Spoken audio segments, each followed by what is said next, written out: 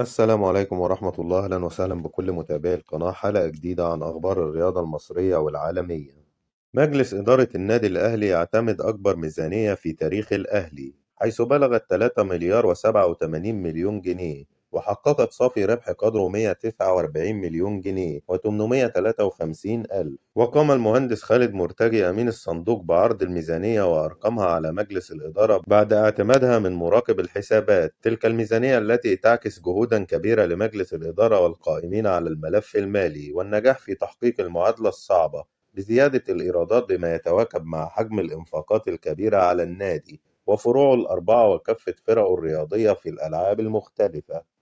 مارسيل كولر المدير الفني بالنادي الأهلي يستعين بجهاز زاهيدر لتحسين جودة اللعب بالرأس بالنسبة للاعبي الأهلي. بعد ظهور بدر بانون في قائمة المنتخب المغربي للمونديال، خزينة الأهلي تنتعش ب90,000 دولار، ويزيد المبلغ إذا تأهل المنتخب المغربي إلى دور ال16، ويزيد في كل دور يصعد فيه أسود الأطلسي إلى الأدوار النهائية. الأموال التي سيحصل عليها الأهلي ضمن برنامج توزيع الأرباح على الأندية الذي أقره فيفا، ويقضي بتعويض الأندية عن كل يوم بقى فيه أحد لاعبيه في كأس العالم ب10,000 دولار في اليوم الواحد، بما في ذلك أيام التحضيرات للبطولة، لكن بشرط وهو أن يكون اللاعب قام بتمثيل النادي في آخر موسمين. وبذلك سيحصل النادي الأهلي على 180,000 دولار بعد انضمام معلول إلى المنتخب التونسي وبدر بنون إلى قائمة المنتخب المغربي. النادي الأهلي ينفي الأنباء المتداولة بشأن المشاركة في مباراة ودية أمام الهلال السعودي في المملكة العربية السعودية. قياسات وزن لجميع لاعبي الأهلي بعد العودة من الراحة واستئناف التدريبات لمعرفة درجة الالتزام بالبرنامج الغذائي. الأهلي ينفي التفاوض مع أحمد رفعت واقترابه من الانضمام للفريق. محمد عبد المنعم في انتظار وصول القناع المصمم له خصيصا من بلجيكا لارتدائه أثناء التدريبات. الأهلي ينفي وجود أي مشاكل بين أليو ديانج والأهلي بسبب تلقي اللاعب عدد كبير من العروض، ويؤكد أن اللاعب سعيد جدا ومستمتع بتواجده داخل القلعة الحمراء. إمام عاشور يشترط الحصول على راتب بقيمة 15 مليون جنيه سنويا للموافقة على تجديد تعاقده مع الزمالك، ويرفض العقد المقدم من الإدارة بقيمة 8 مليون جنيه سنويا.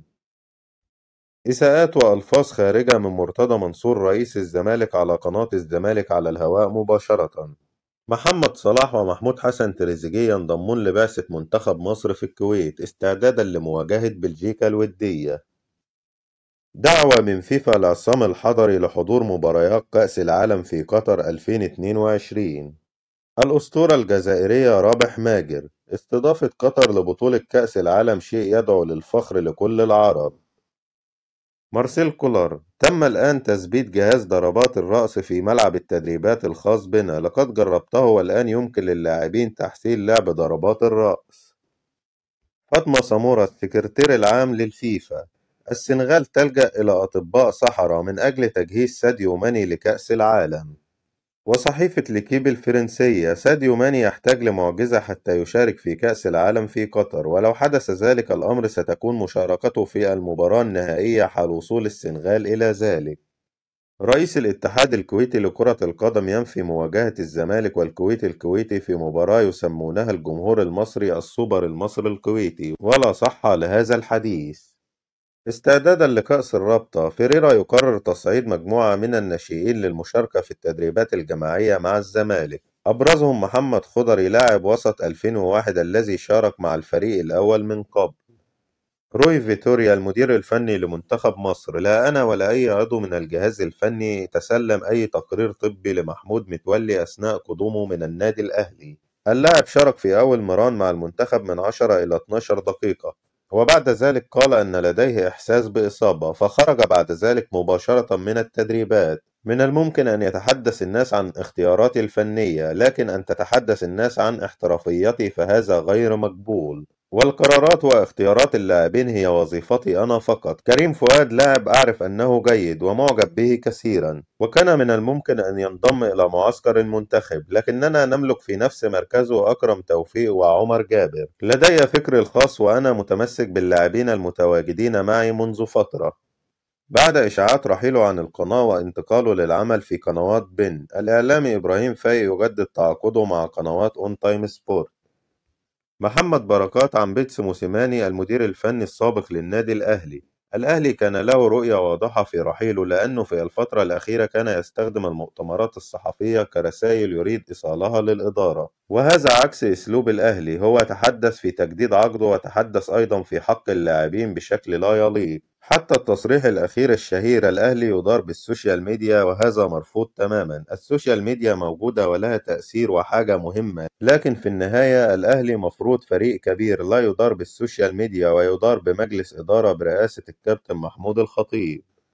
الاتحاد الدولي لكرة القدم فيفا يعلن انضمام مؤدي المهرجانات الشعبية المصري حسن شاكوش إلى قائمة فناني مهرجان المشجعين بكأس العالم قطر 2022، بعد تأهل ليفربول على حساب ديربي كونتي، وتأهل مانشستر سيتي على حساب تشيلسي. نتيجة قرعة دور الستاشر من كأس الرابطة الإنجليزية تعلن عن مواجهة قوية بين مانشستر سيتي وليفربول 17 ديسمبر المقبل.